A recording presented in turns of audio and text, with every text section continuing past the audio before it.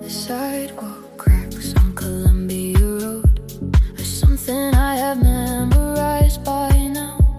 The coffee shop that never gets too cold, the barista who remembers me somehow. And I have built my life in increments of small familiar things along this street. The kind of life that makes its own defense against the larger world with quiet beat. But something in the ordinary itches, something in the routine pulls apart, and I can feel it in the way it glitches, the comfortable machinery of my heart. I wanna run down Connecticut at midnight. I wanna feel the city in my chest. I wanna be the thing that gusts the half-light and does not stop to think about the rest. The monuments can't wait until the morning. The river will be there when I return. But right now there is something in me forming that has to move before it starts to burn. Starts to burn.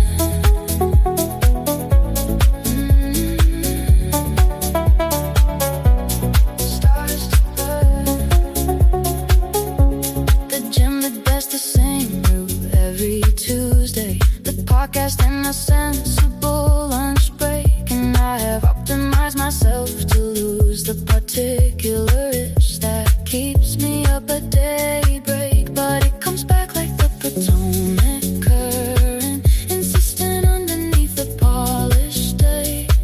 And I cannot keep pretending it is errant. It is simply what I am trying to say. Trying to say to the organized version, the version that shows up and checks the boxes, that there is a kind of beautiful subversion waiting in the spaces between the processes. I wanna run down Connecticut at midnight. I wanna feel the city in my chest. I wanna be the thing that cuts the half-light and does not stop to think about the rest. The monuments can't wait until the morning. The river will be there when I return. But right now there is something in me forming that has to move before it starts to burn. Starts to burn. Starts to burn. The city does not ask me to be reasonable. The city does not care about my plan. The city in its late night unreasonable self just is and does what cities can, which is to pulse and pull and offer everything at once to everyone. And I have been too long the careful coffer of a life that waits to be begun, that waits for the right moment, for the green light, for the permission that will never come unless I give it to myself right now, right here on Columbia Road, beneath the lamp, beneath the night. I run down Connecticut at midnight. I feel the city open in my chest. I am the thing that cuts right through the half-light, and I do not stop to think about the rest. The monuments blur past me in the darkness. The river is a silver line ahead, and everything I held with careful hardness is loosening with every step and step. Every step, every block, every lamppost going past. This is the city, this is the chest, this is the thing that had to move at last. I stop at the bridge above the river, breathing hard and grinning at the dark. And the city gives its own particular shiver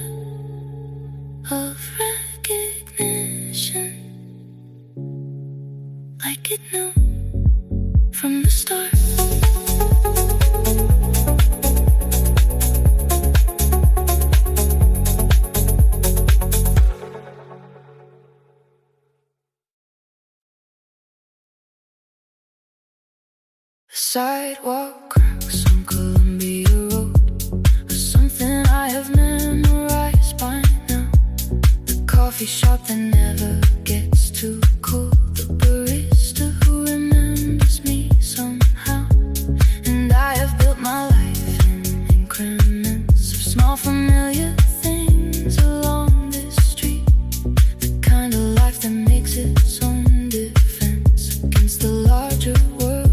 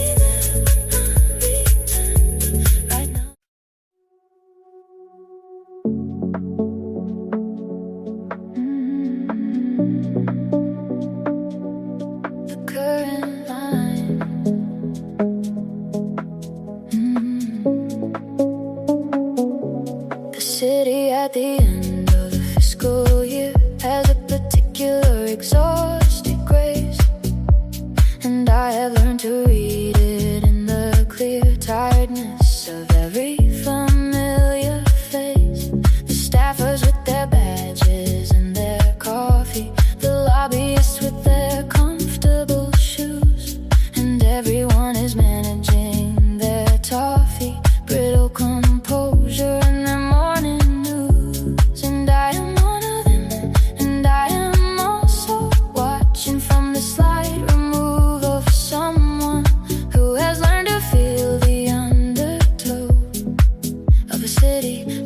Hard on something, but the river does not know the fiscal year. The monument does not know the deadline. And somewhere in the city there is clear evidence that everything will be fine. Not fixed, not solved, not perfectly resolved, just fine the way the river is fine. Just moving through whatever has evolved into the current version of the line, the current line.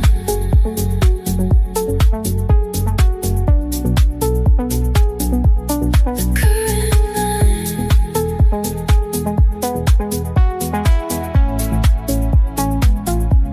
The coffee shop at 7 is a study in the particular hope of early morning. And I sit here getting slightly muddy with caffeine and the city's daily warning that today will be exactly like the others in its demands and its requirements. And I take this in like all the others and prepare for the familiar requirements. But something in the coffee and the morning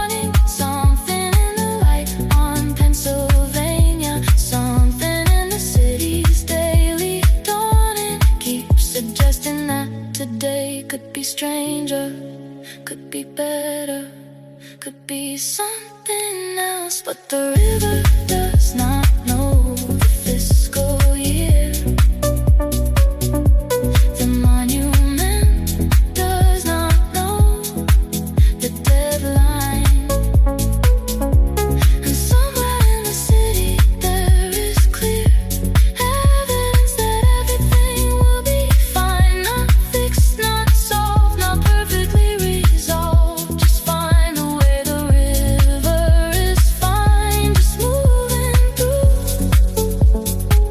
whatever has evolved into the current version of the line.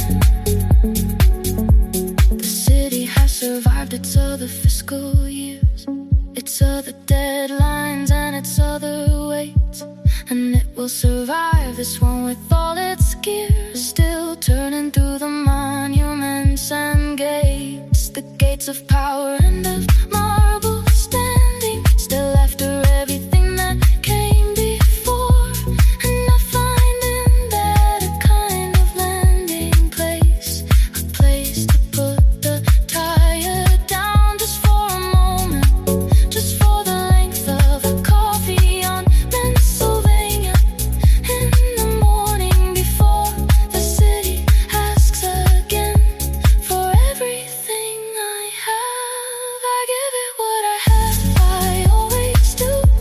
The city takes and takes and takes and takes and gives back something that is also true, which is the river and the light it makes on the water every morning, every deadline, every year. The river indifferent and adorning everything with the fact of being here,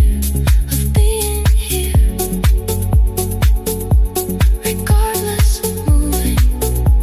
Find the current version of the endless line.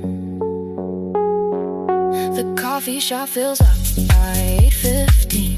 Pennsylvania moves into its stride, and I step out into the city's routine, carrying the river and the tide, the river and the tide.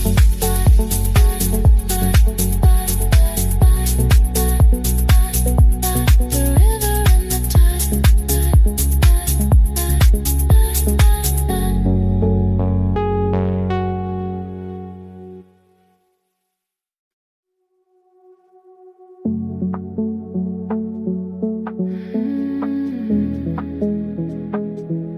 The rain on the skyline.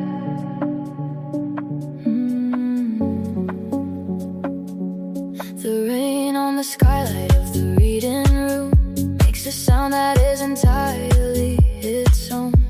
And I have found in this particular bloom of rain on glass a place I call my home.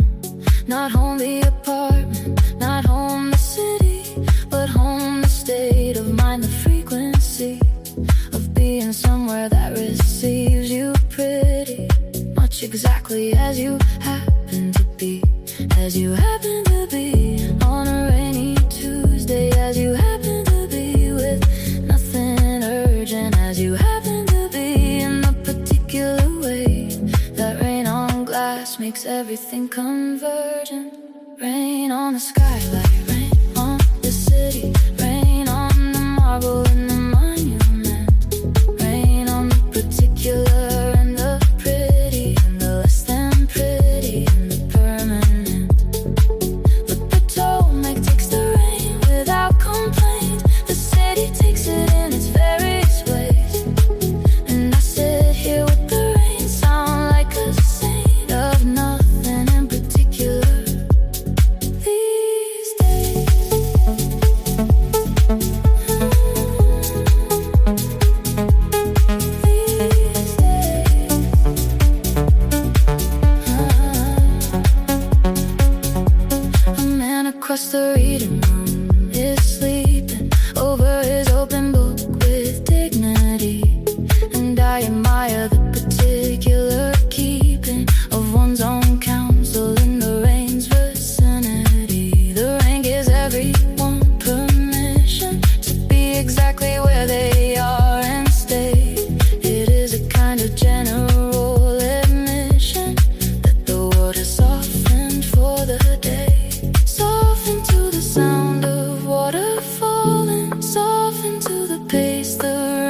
requires soften to the particular calling of staying in and letting the rain admire the city for a while.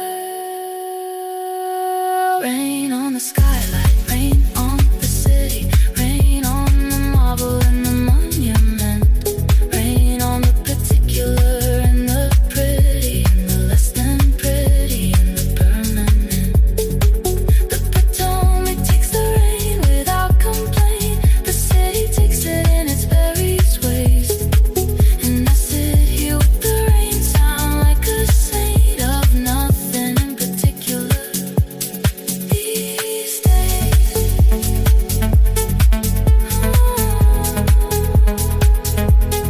These days.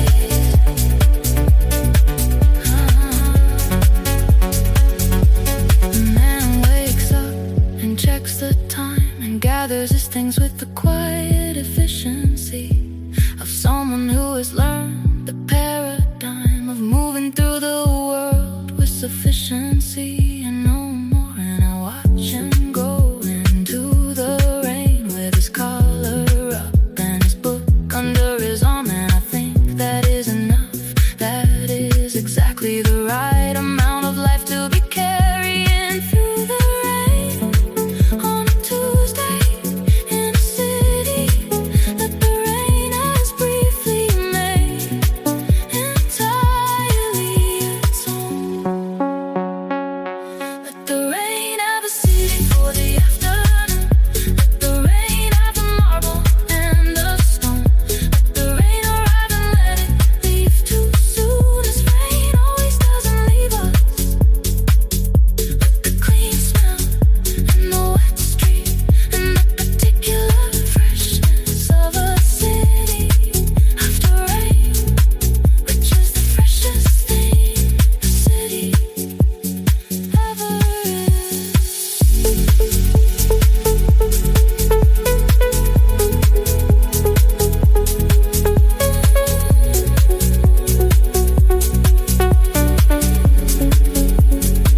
The rain stops at 4 with the sun breaking through. The skylight goes from gray to sudden gold, and the reading room fills up with the particular hue of afternoon after rain, which never gets old, never gets old.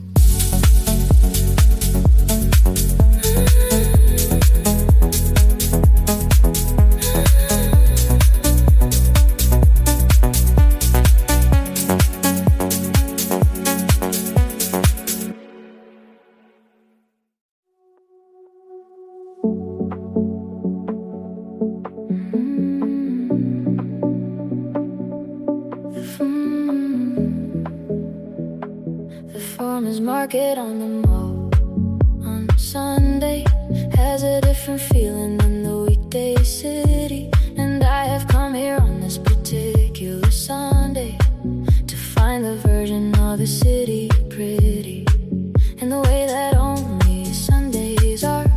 The stands with bread and honey and fresh flowers, and the monuments behind them like a scar of seriousness against the easy hours.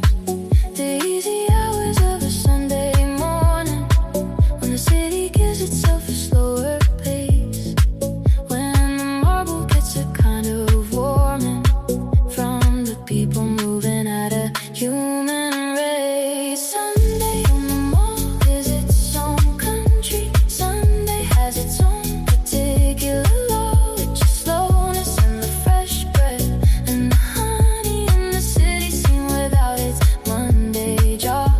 The jaw of power and of marble grinding through the wheels requirements in the way. But on Sunday, something in the finding of the farmer's market makes it great, makes it bearable and great.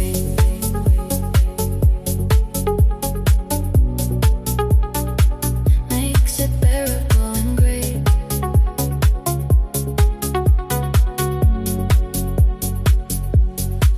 selects a flower with the seriousness of someone making a significant choice, and her mother lets her take the necessary time, and I love them both for this particular poise of allowing the enormous weight of flowers to be given to a child's selection, and the monument beyond them in the hours of Sunday has its own form of correction.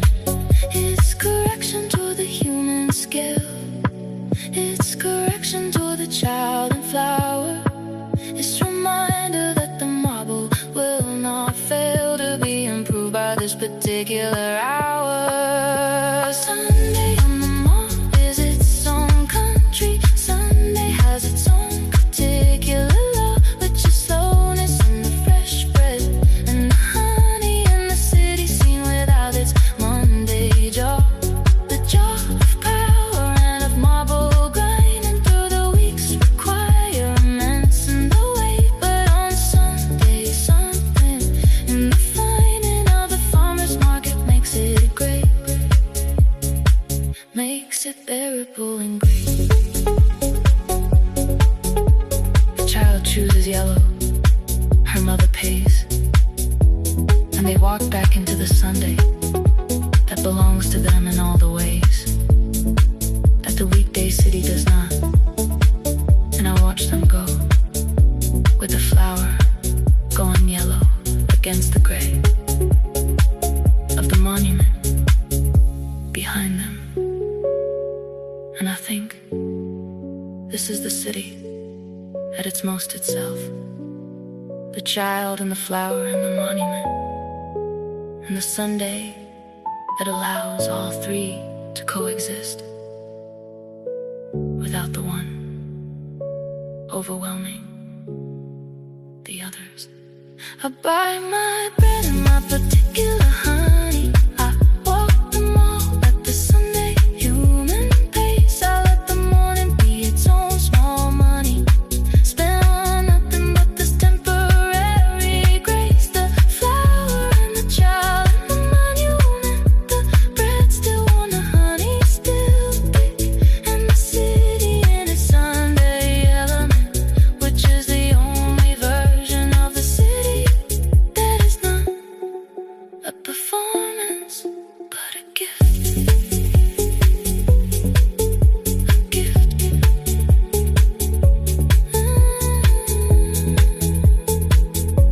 The market packs at noon when the sun gets high.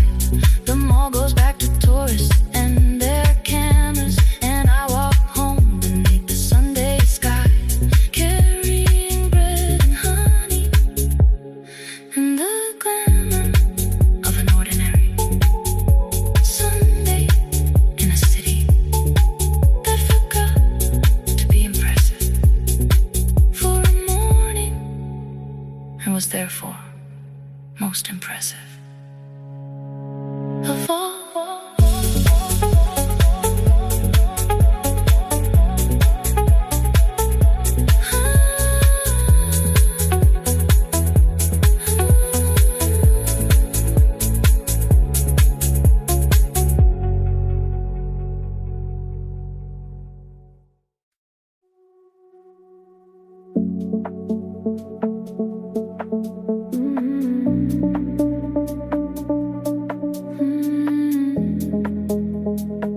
The end is rough youth. The Anacostia River gets less attention than the Potomac with its silver fame, but I have found in it a different mention of the city and its last photographed claim to beauty in the undiscovered bend. The heron on the last visited bank, the trail that does not have a famous end, but offers everything for which to thank. I come here for the ordinary water, the water that the brochures leave behind. The city in its less curated quarter, where I can leave the managed self behind. Find me at the Anacostia River, find me at the bend no one has named.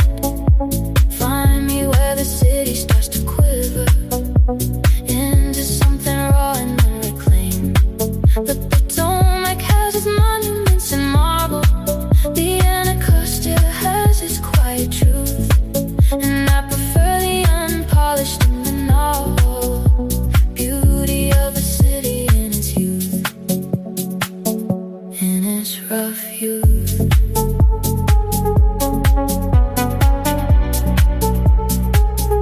In its rough youth.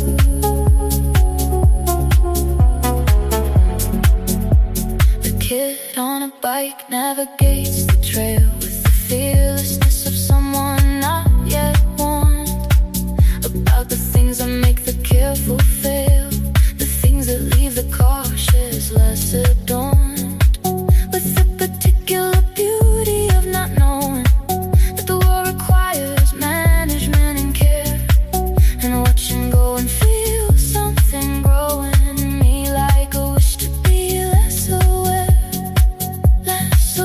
of all the reasons not to, less aware of all the careful middle way, less aware of everything I ought to do and be and say and manage every day. Find me at the Anacostia River.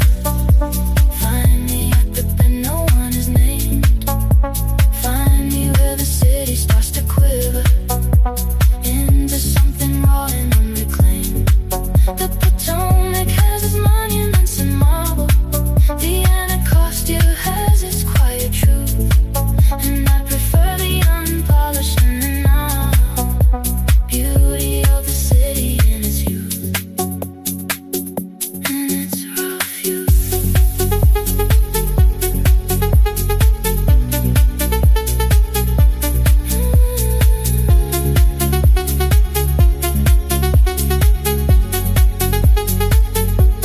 The kid on the bike disappears around the bend, and I stand at the water's edge alone. And the river does not ask me to pretend or to perform or to arrive or atone. It just moves past me, around me, over the stones that do not move but accept them moving. And I think that is a kind of wisdom that the Potomac with its famous face does not have the room to offer. But the Anacostia, in its unglamorous and unhurried grace, does. I leave the Anacostia slowly. I leave the bend and the heron and the trail. I carry something humble and most holy, in the way the ordinary is holy without fail.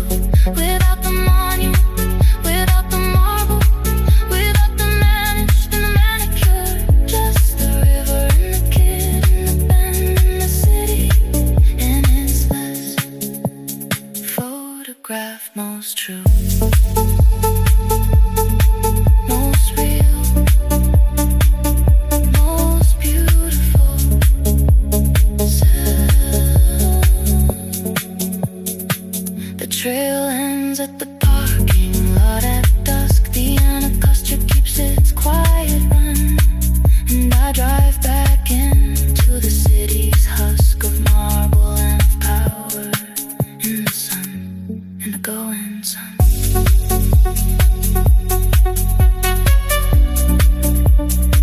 In the going sun.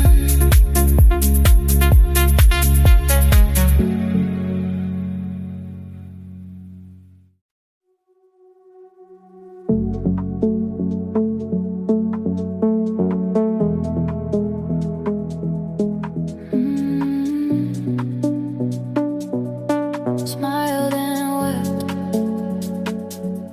The National Portrait Gallery closes at 7, and I have made it with 12 minutes left to stand in front of the particular heaven of faces looking back across the cleft of time and circumstance, and all the distance between whoever they were and who I am.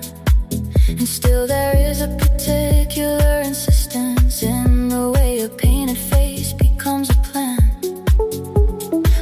for how to hold yourself in history, a plan for what the face should show, a plan for managing the mystery of being seen by people you don't know. Look at me across the gallery, look at me across the painted years. have something in me that is similarly constructed out of choices and of fears. The city built its monuments to power. The gallery built its rooms to faces kept. And I have spent an unremarkable hour among the ones who posed and smiled and wept.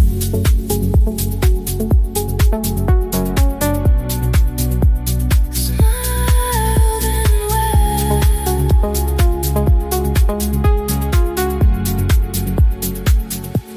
A president from 18-something gazes with the particular weight of having chosen. And I stand in the crosshatch of the phases of history and the present frozen. In this room, in this gallery, in the city that keeps its faces like a kind of vault. And I find something approaching pity mixed with recognition and with salt. The recognition of the face I manage daily in the mirror, and the meeting is also just a portrait in the language of the living and their constant greeting of the world. Look at me across the gallery.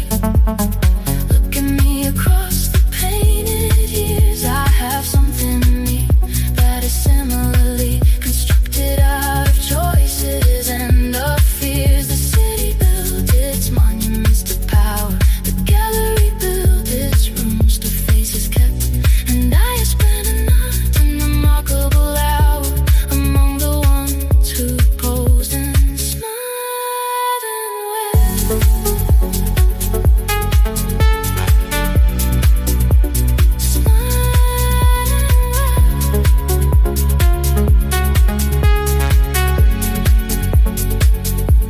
The lights come up for closing time, and the guard moves through with patient courtesy.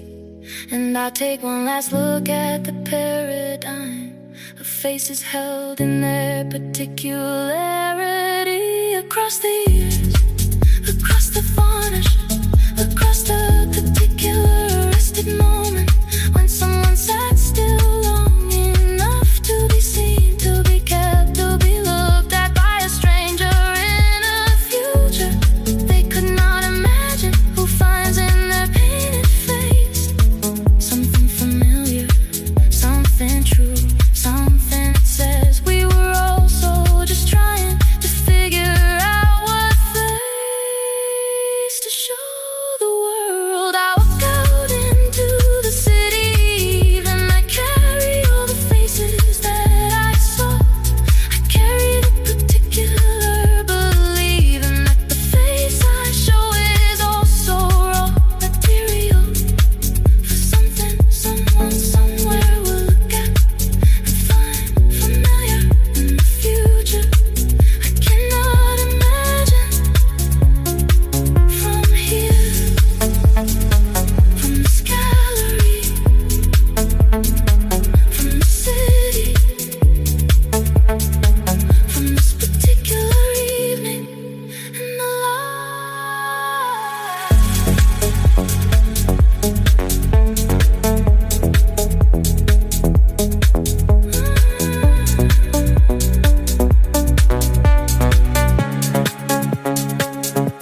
The portrait gallery locks its doors at 7.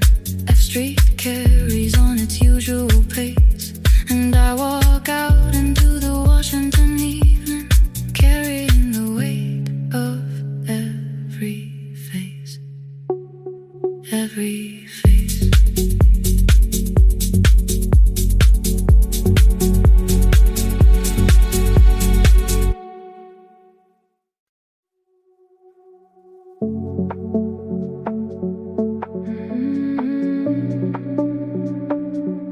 The Roosevelt Island Trail in the afternoon.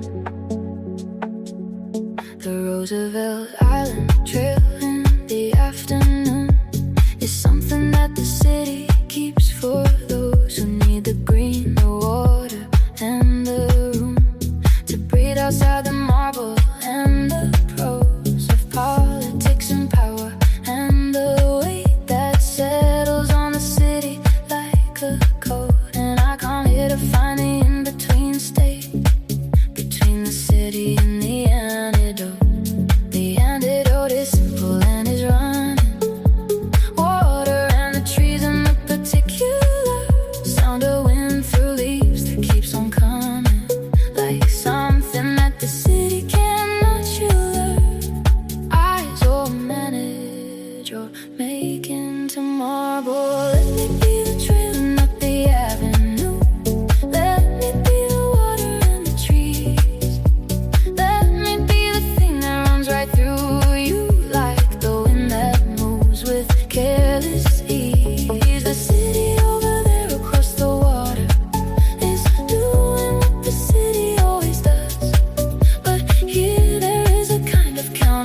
culture made entirely of what nature was, what it always was.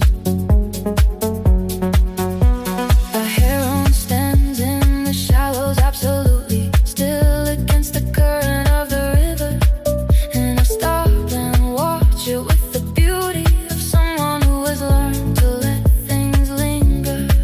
The city skyline over the right shoulder, the heron on the left in its perfection, and I am standing somewhere in the older, more essential human cross-section, between the built and the unbuilt, between the managed and the wild, between the city and the guilt of having forgotten to be reconciled to the simplest things. Let me be the trail and not the avenue. Let me be the water and the trees.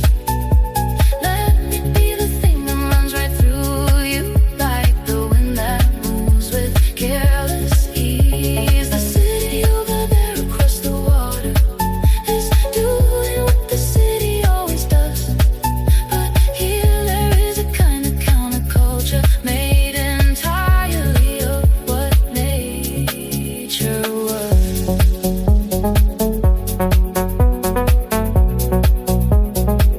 what it always was.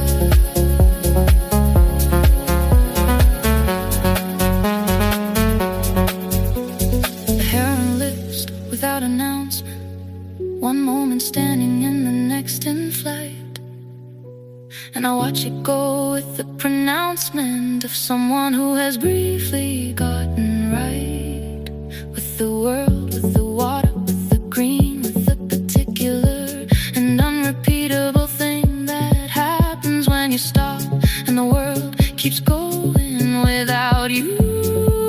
And it is fine, it is more than fine. It is the thing beneath the thing, the current under marble, under stone. I walk back to the ferry at the end.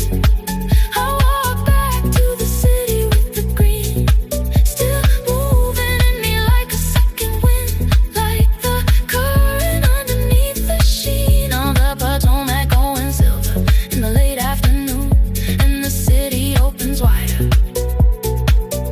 like a song returning to its tune, returning to the thing it always knew,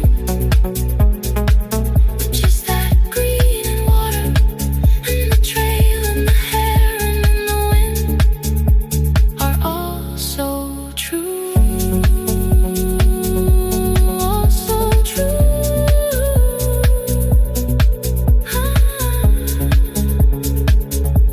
All so true.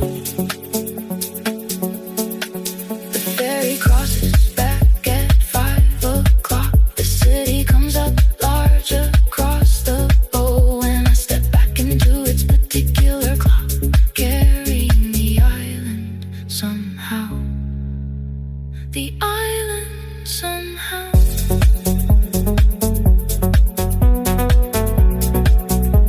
The island somehow.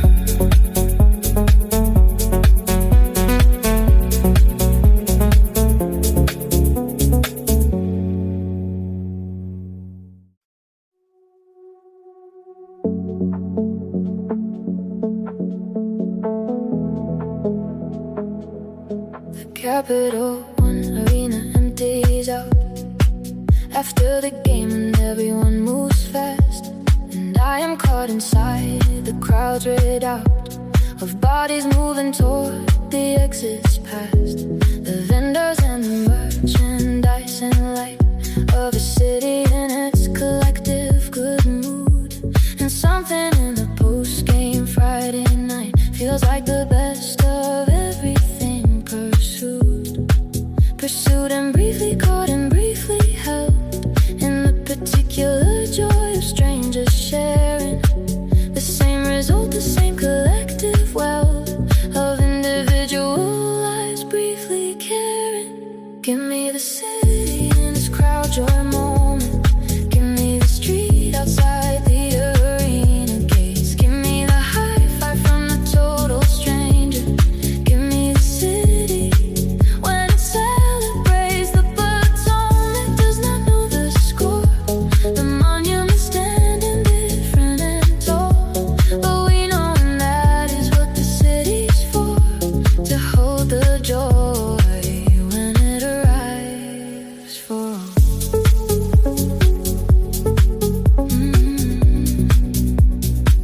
When it arrives,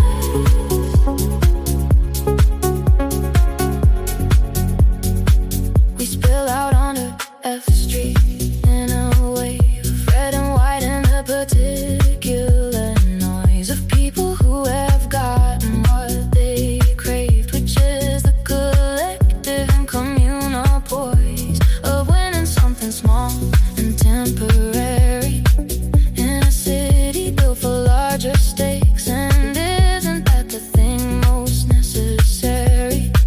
The small win for ordinary sake, for the sake of a Tuesday feeling Friday, for the sake of the stranger and the cheer, for the sake of something that can briefly make the whole city feel like it is here. Give me the city in its crowd joy moment. Give me the street outside the arena gates. Give me the high five from the total stranger. Give me the city when it celebrates. The platoon does not know the score.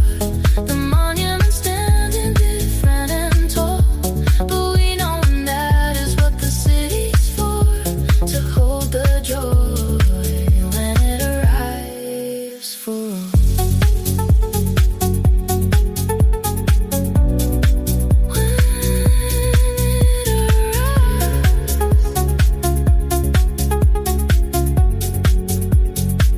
The crowd disperses block by block into the metro and the bars and home, and the city goes back to its regular clock of traffic lights and people alone in the particular way that follows something shared and brief and bright, the particular quiet after the day when the city has been briefly right, briefly exactly right, briefly exactly what a city should be,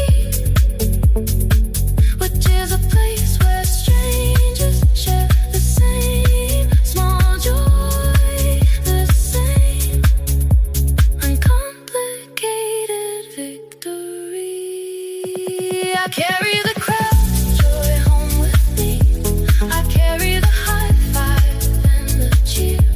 I carry the brief collective we of everyone who happened to be here on this particular Friday in this particular town.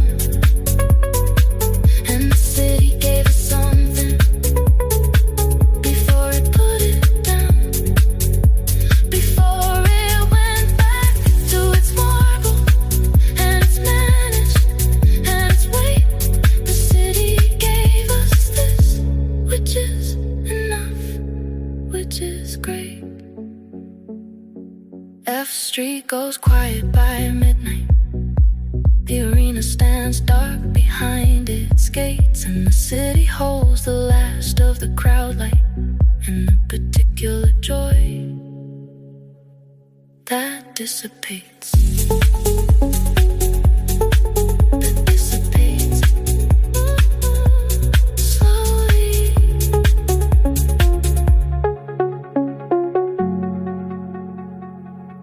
Slowly.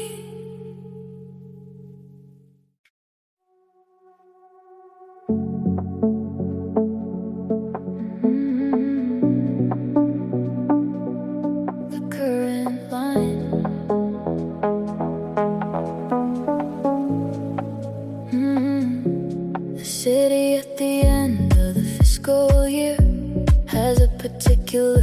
exhausted grace, and I have learned to read it in the clear tiredness of every familiar face.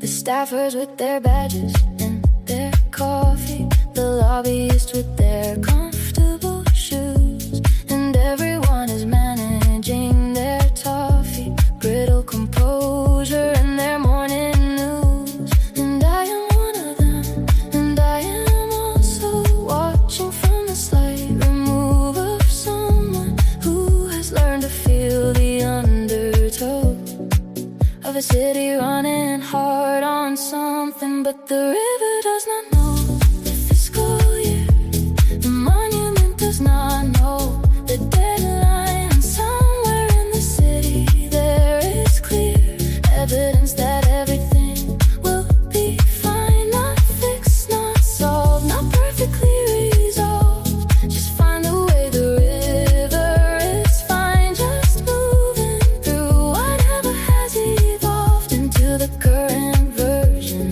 of the line. The current line.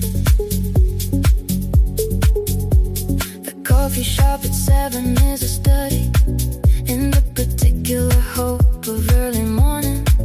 And I sit here getting slightly muddy with caffeine and the city's daily warning that today will be exactly like the others in its demands and its requirements. And I take this in like all the others and prepare for the familiar requirements. Plus something in the coffee in the morning, something in the light on Pennsylvania, something in the city's daily dawning keeps suggesting that today could be stranger, could be better, could be something else.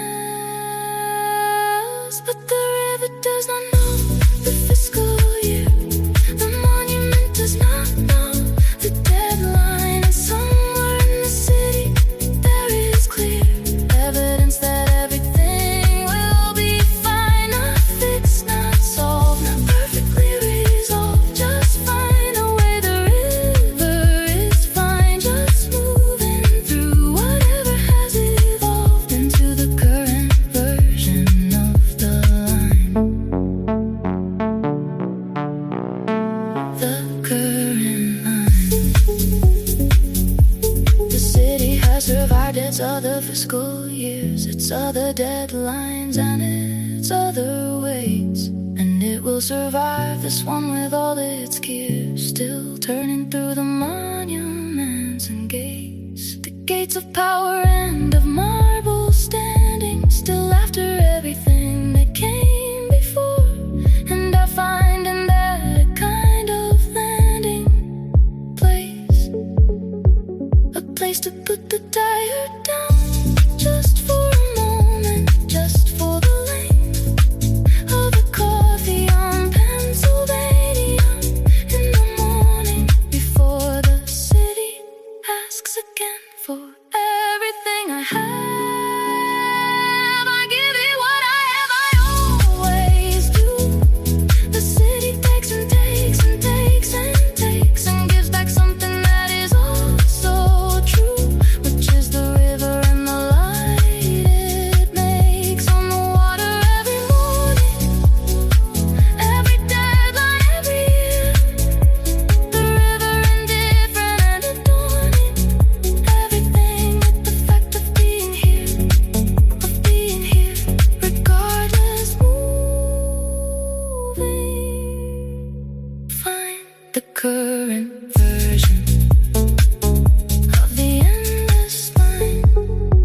The coffee shop fills up by 8:15. Pennsylvania moves into its stride, and I step out into the city's routine, carrying the river and the tide.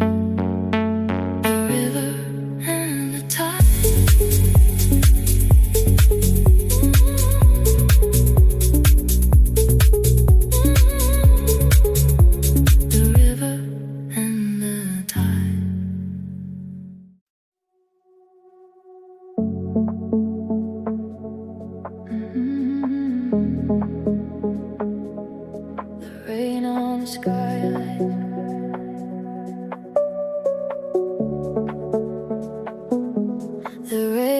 the skylight of the reading room makes a sound that is entirely its own. And I have found in this particular bloom of rain on glass a place I call my home. Not home the apartment, not home the city, but home the state of mind, the frequency of being somewhere that receives you pretty much exactly as you happen to be, as you happen to be on a rainy Tuesday, as you happen to be with nothing urgent, as you happen to be in the particular way that rain on glass makes everything convergent. Rain on the skylight, rain on the city, rain on the marble and the monument, rain on the particular and the pretty and the less than pretty and the permanent. The Potomac takes the rain without complaint. The city takes it in its various ways, and I sit here with the rain sound like a saint of nothing in particular these days. These days.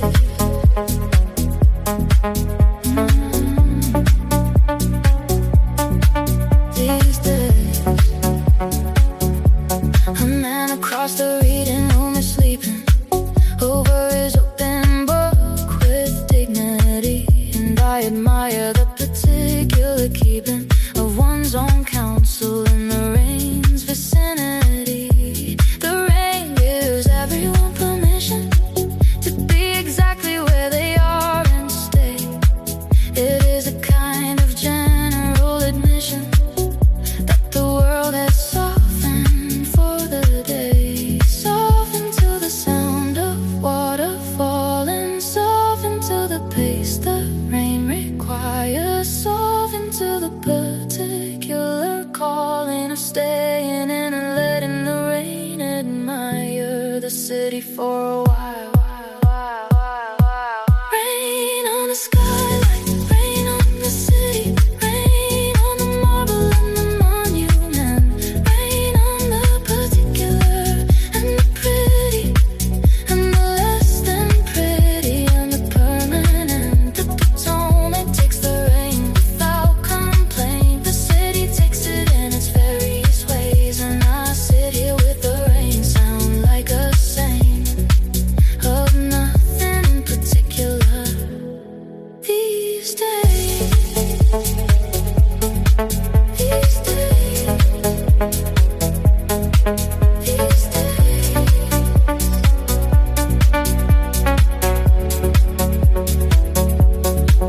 The man wakes up and checks the time and gathers his things with the quiet efficiency of someone who has learned a paradigm of moving through the world with sufficiency and no more. And I watch him go into the rain with his collar up and his book under his arm, and I think that is enough. That is exactly the right amount of life to be carrying through the rain on a Tuesday in a city that the rain has briefly made entirely its own. Let the rain have the city for the afternoon. Let the rain have the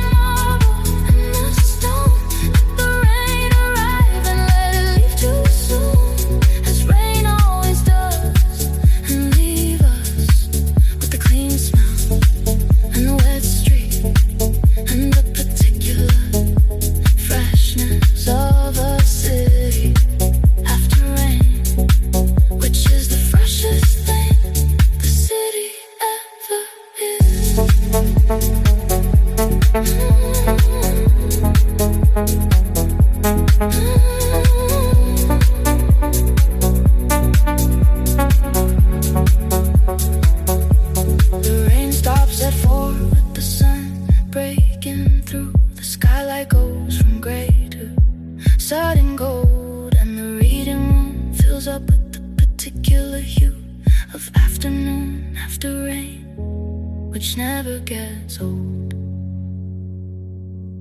Never gets old. Never gets old.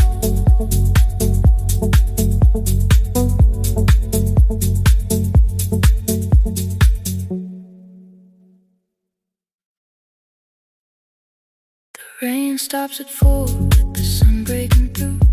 The skylight goes from gray to sudden gold, and the reading room fills up with the particular hue of afternoon after rain, which never gets old, never gets old.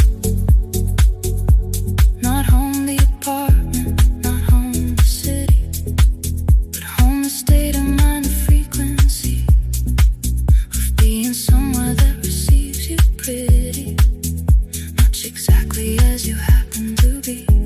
As you happen to be on a rainy Tuesday, as you happen to be with nothing urgent, as you happen to be in a particular way. The rain on glass makes everything convergent. Rain on the skylight, rain on the city, rain on the marble and the monument, rain on the particular and the pretty, and the less than pretty and the permanent. The Potomac takes the rain without complaint. The city takes it in its various ways, and I sit here with the rain, sound like a saint of nothing in particular these days.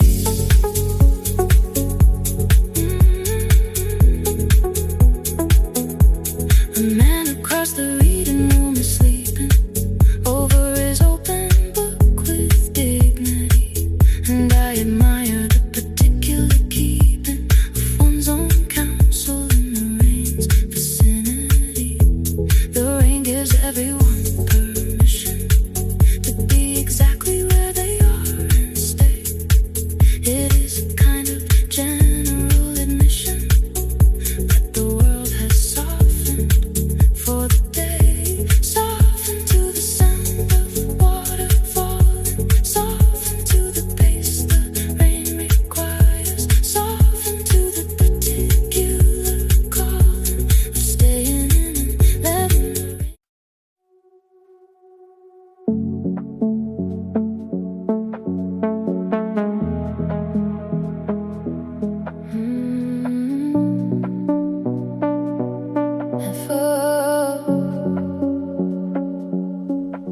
The farmer's market on the mall on Sunday has a different feeling than the weekday city, and I have come here on this particular Sunday to find the version of the city pretty in the way that only Sundays are.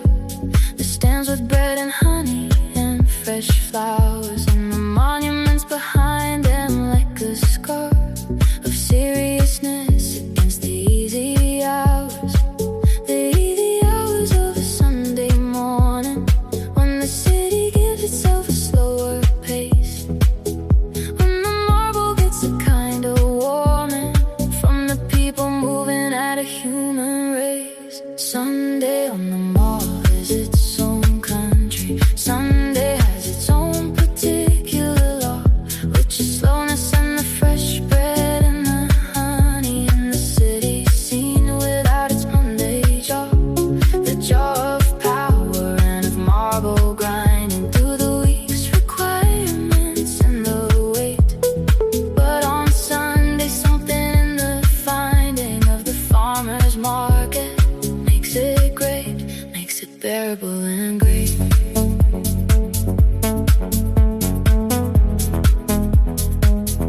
Makes it bearable and great.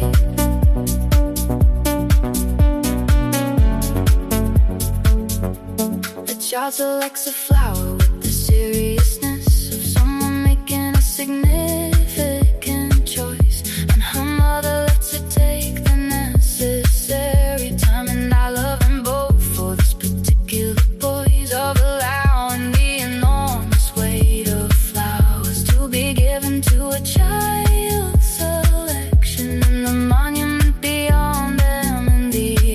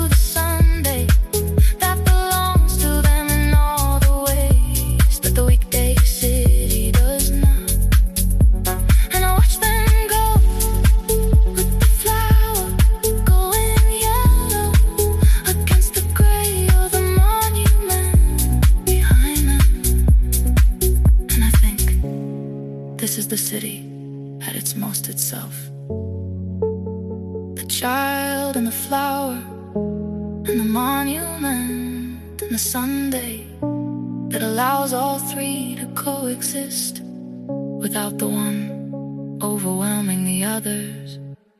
I buy my bread and my particular honey. I walk the mall at the Sunday human pace. I let the morning be its own small money, spent on nothing but this temporary grace. The flower and the child, and then the monument. The bread's still warm, the honey still thick, and the city in its Sunday element, which is the only version of the city that is not a performance,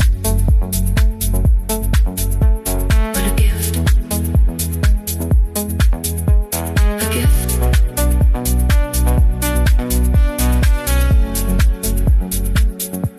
The market packs at noon when the sun gets high.